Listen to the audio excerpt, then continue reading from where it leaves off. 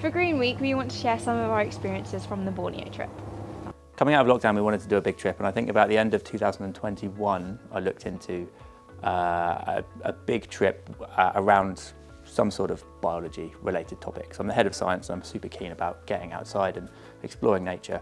Borneo was sort of suggested as an excellent location because you've got the marine environment right next door to the jungle.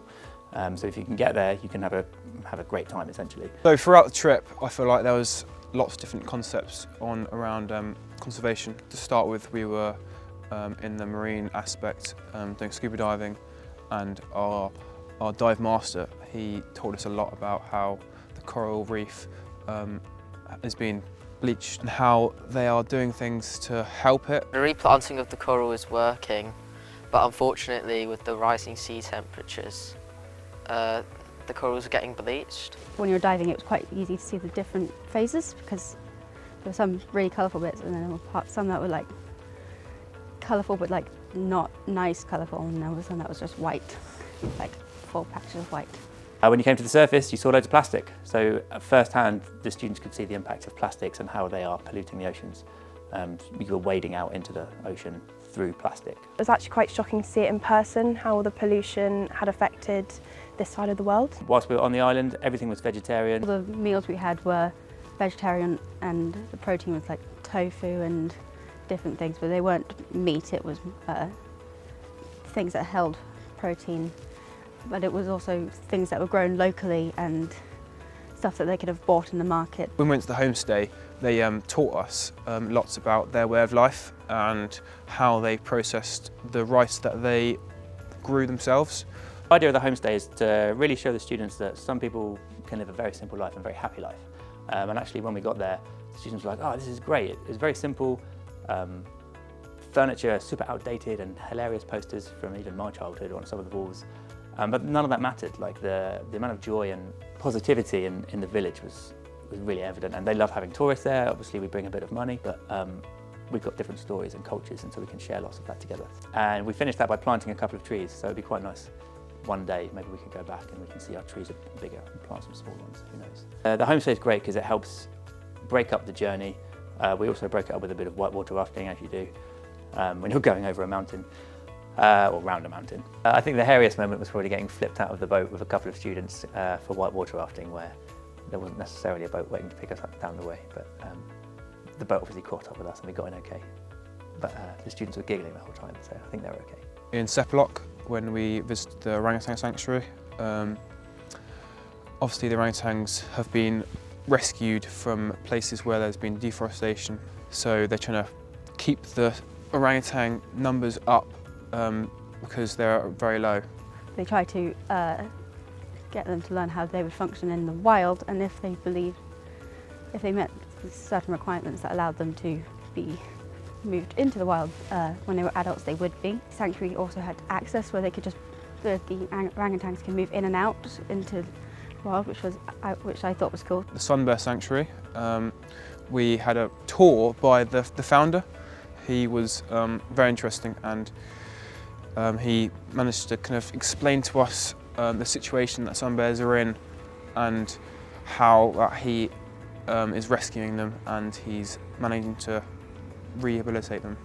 It was really great to see all of the animals like the orangutans and the sun bears because they were really beautiful. The orangutans looked almost like little humans, which is really cool. Dannon Valley, it was basically a scientific research centre where scientists go to kind of hike out from the centre and find new species of animals and plants to log them. So to have that experience, it was absolutely amazing. I do recommend going out there and to see it because it's once in a lifetime opportunity. Whilst we were there, a couple of PhD students found a new species of frog, so we were right in and amongst like the forefront of research, and very privileged that we could take some sort of 16, 17, 18-year-olds out to this location. We got to see the ecosystem of the jungle, and it made us realise just what we were trying to protect with our conservation.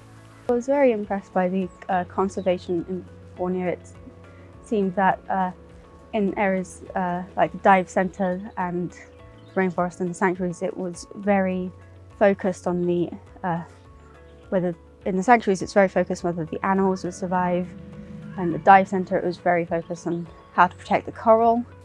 The night trip was really cool because we got to see a lot of bats, and we also went past like a log one time and we had a look in the log and there was a bat sleeping, and that was really cool to get a photo of. On the way to Dannon Valley, we spent around 2 to 3 hours going past various plantations, and it was quite shocking to see the extent of how big these plantations were.